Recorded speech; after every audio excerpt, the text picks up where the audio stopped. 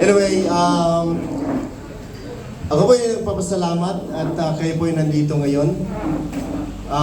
Lalo-lalo na po, ito po ay sa mga kaibigan ko nandito ngayon. Ang ating pong Shepherd Brotherhood of Mindoro nandito po ngayon. And our President, Mr. Ramon Solas, nandito po ngayon. Ang mga officers po natin ng Shepherd. Ang Mangyan Shooters po, andito po ngayon ang pinangunahan natin President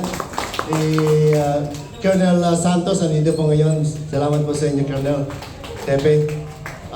Ating pong 76 IB, andito po ngayon, and 203rd IB, andito po ngayon. Si Mr.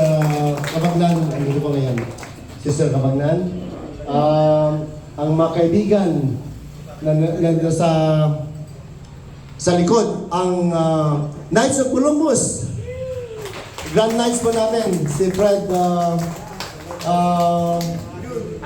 June Kasim. Haskin.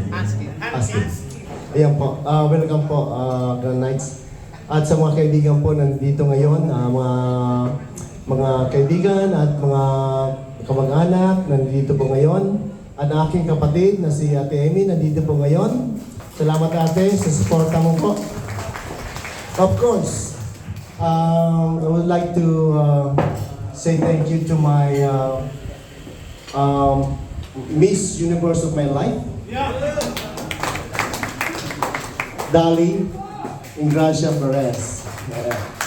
Salamat sa iyo, honey. At talagang I was surprised this morning na talagang ito, kung hindi sa iyo, ito ay hindi mangyayari itong event na ito.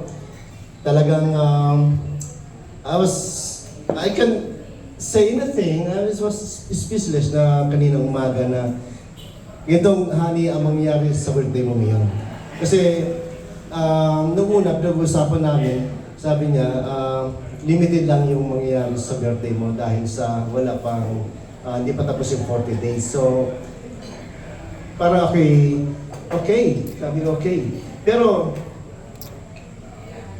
last minute, sinabi niya, ito mangyayari sa birthday mo.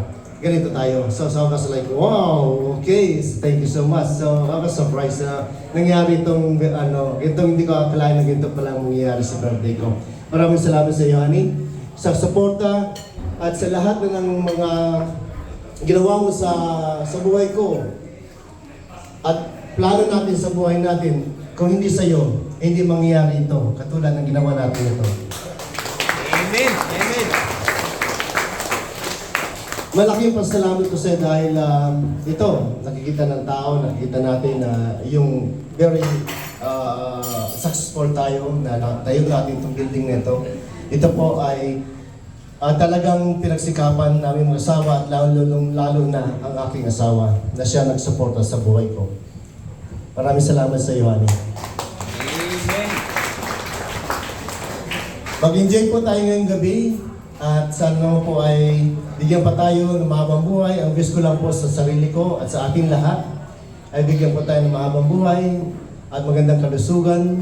At kung tayo may karamdaman, sana po ay maligtas tayo sa lahat ng anumang karamdaman at tumugal pa po tayo sa ang ating buhay.